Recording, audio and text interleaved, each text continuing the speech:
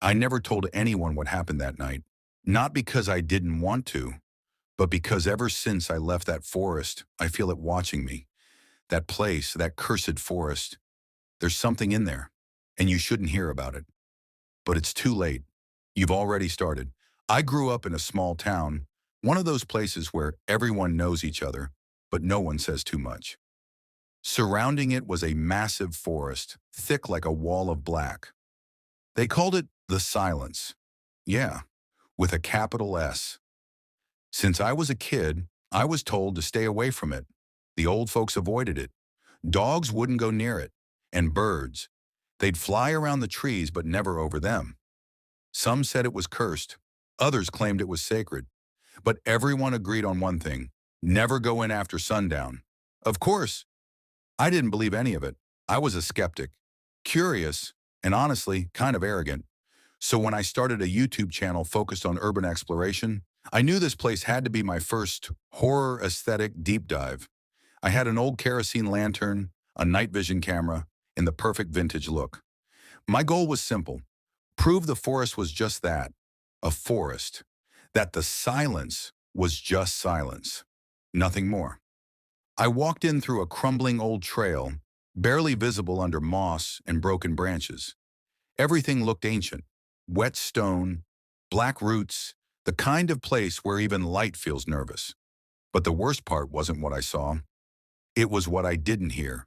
No crickets, no leaves rustling, no wind, just nothing. I placed the lantern on the ground and adjusted my camera.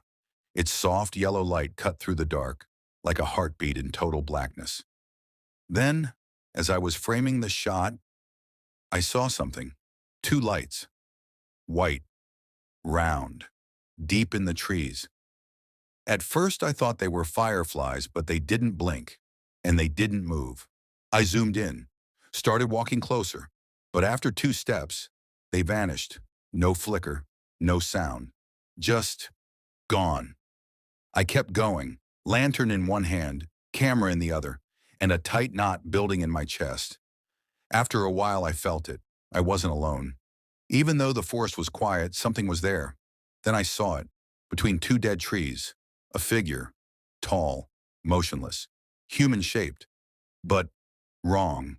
It had a head, arms, legs, but the face, there was no face. Just smooth, dark skin, like someone erased the features with a brush. But the eyes, God, two glowing white circles, not reflecting the light, creating it. I froze, raised the lantern, and then it stepped forward. Not like a person, more like it slid. There was no sound. The leaves didn't crunch. It just came closer. I filmed out of instinct, but my camera started glitching. The screen flickered, like static inside a dream. And then I heard it, a whisper, low, like it came from the trees themselves. You shouldn't have looked. I dropped the camera, ran. But the forest, it was like it moved, like the trees were folding around me. Every direction looked the same. I couldn't breathe, couldn't think. I fell. The lantern rolled, and when I turned over, the thing was right behind me. It didn't speak, didn't move, just stood there, watching, and then everything went black. I woke up at the edge of the forest, dirt in my mouth, clothes soaked, nails cracked and bleeding. No memory of how I got out. The lantern was beside me, still burning, as if someone had placed it there. My camera was shattered, but when I pulled the memory card, the footage was gone, blank, except for one frame, a still, of my face, eyes wide, and two white lights glowing behind me. I went back to town, but no one listened. Only one old woman met my eyes. She said, "The forest lets some people go, but not all of them come back whole." Since that night, I don't sleep.